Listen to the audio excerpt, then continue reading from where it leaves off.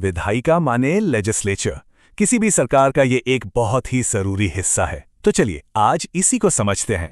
सरकार के 3 अंग होते हैं, है ना? और ये कोर्ट विधायिका को सबसे ऊपर रखता है।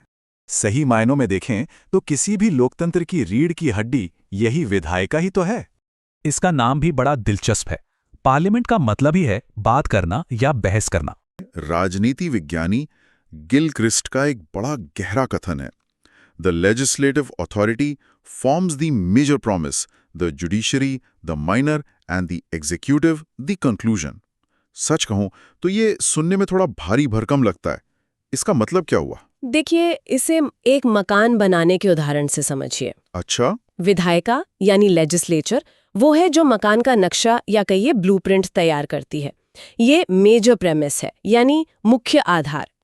यही तय करती है कि नियम क्या होंगे, दीवारें कहाँ होंगी, दरवाजे कहाँ लगेंगे। फिर आती है कार्यपालिका, मतलब एग्जीक्यूटिव, जो उस नक्शे के हिसाब से ईंटें जोड़कर मकान खड़ा करती है। ठीक है। ये कंक्लूजन है, यानी काम को अंजाम देना। और न्यायपालिका जुडिशरी ये सुनिश्चित करती है कि मकान नक्शे के हिसाब से ही बना है, कोई गड़बड़ तो नहीं हुई। ये है माइनर प्रेमिस।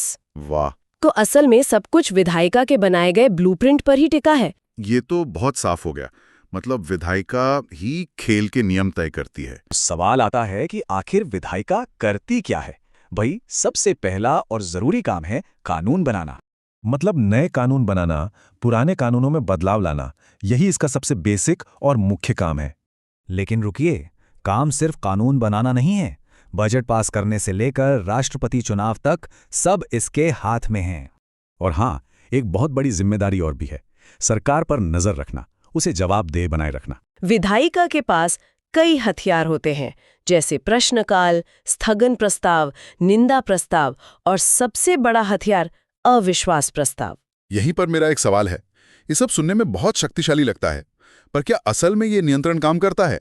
जब किसी एक पार्टी का संसद में प्रचंड बहुमत हो, तो क्या ये प्रश्नकाल या अविश्वास प्रस्ताव सिर्फ एक औपचारिकता बनकर नहीं रह जाते? सरकार तो जानती है कि बहुमत उसके पास है और वो गिरेगी नहीं।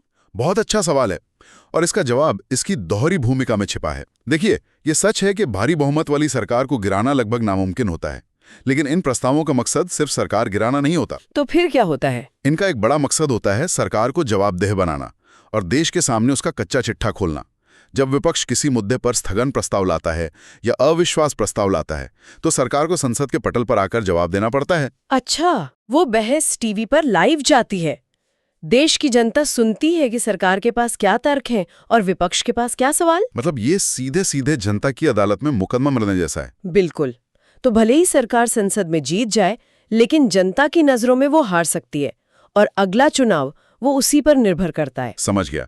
मतलब ये राजनीतिक नैरेटिव बनाने और सरकार को किसी खास मुद्दे पर घेरने का एक जरिया है। ये लड़ाई संसद के अंदर वोटों के लिए कम और बाहर जनता के मन के लिए ज्यादा होती है। सही पकड़ा। दुनिया में हर जगह विधायिका एक जैसी ही होती हैं? जी नहीं, इनकी बनावट अलग अलग हो सकती है। मोटे तौर पर ये 2 तरह की होती हैं, यूनिकैमरल मतलब एक सदन, और बाइकैमरल यानी 2 सदन। जैसे अपने यहाँ भारत में लोकसभा और राज्यसभा हैं। ये बाइकैमरल सिस्टम का एक क्लासिक उदाहरण है। तो इन्हीं सब वजहों से ये कहा जाता है कि विधायिका किसी भी लोकतंत्र की आत्मा होती है। तो आखिर में एक सवाल ये उठता है कि आज की इस तेज दुनिया में विधायिका कितनी रेलेवेंट है?